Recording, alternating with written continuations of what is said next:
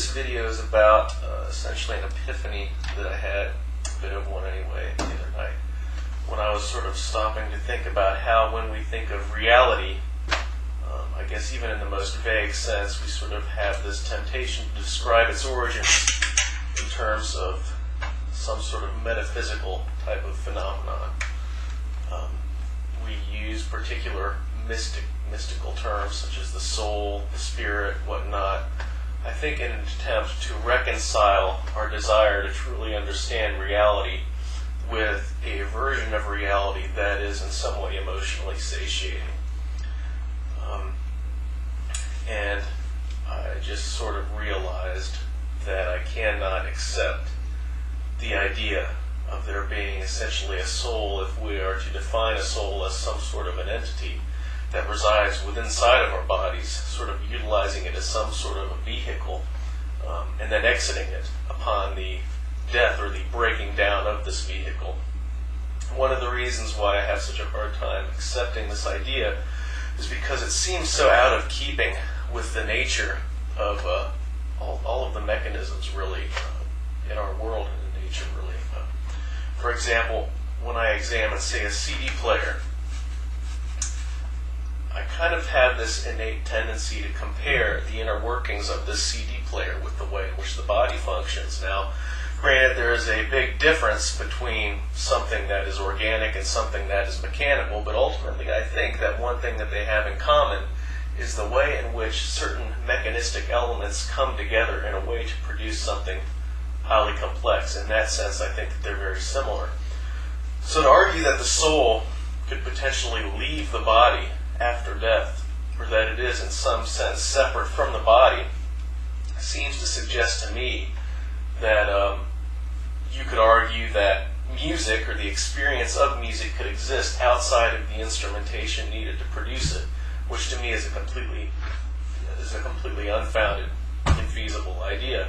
So coming back to the analogy of the CD player, to argue that the soul can leave the body after death, to me is sort of like arguing that when a CD player breaks or shuts down in the midst of playing a song, that the music leaves the CD player and flutters around somewhere else rather than simply dissipating. And I think that in this sense we basically see that a similarity between the music and the soul of the human body is simply that neither are extra elements residing within a particular vehicle per se. Moreover, they exist only as a result of the complex accumulations of all of the interrelated processes producing them. So in that sense, I guess you could argue that there really is no soul, at least my way of looking at it. Consciousness, on the other hand, seems to me to be a bit more of an elusive concept. Granted, maybe it's my innate human tendency to not want to accept the idea of death.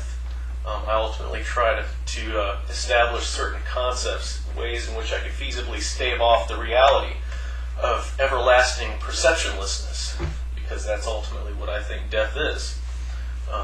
Granted, I think that the closest conception that we can ever really come to the idea of death is the idea of being locked in some sort of eternal black box, a very boring, drab state of non-existence. However, what I think is interesting about this conception is that it is basically the best we can do as perceiving human beings to grasp the notion of perceptionlessness. But granted that in this perception of death, we are basically utilizing our perceptive abilities. So there's no way, in other words, to even begin to imagine what the state, or the, I guess I should say, non-state of death could really be like.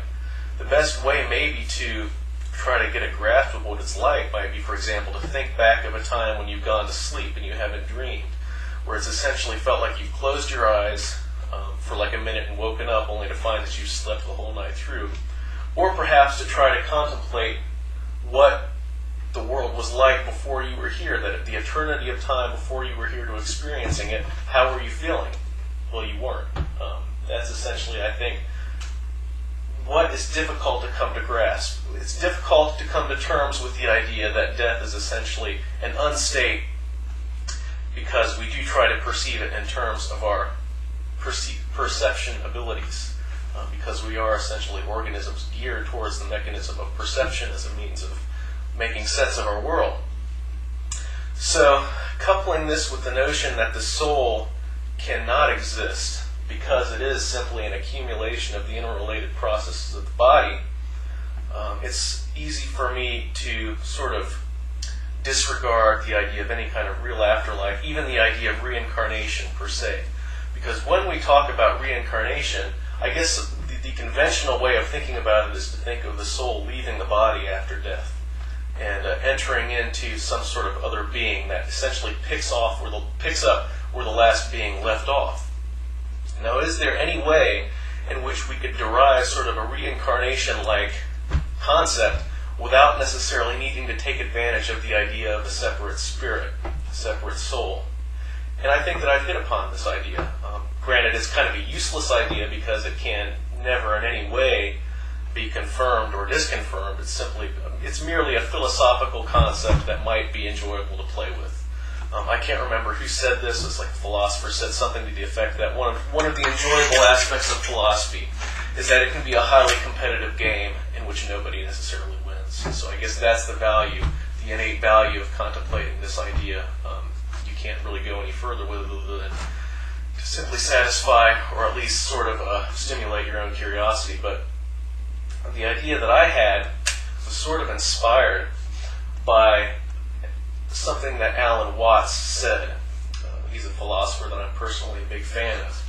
Now, I don't know exactly how long I've been talking, but I'm getting the impression that I'm running out of time, so I'm going to cut it off here, and I'm going to pick it up in another installment.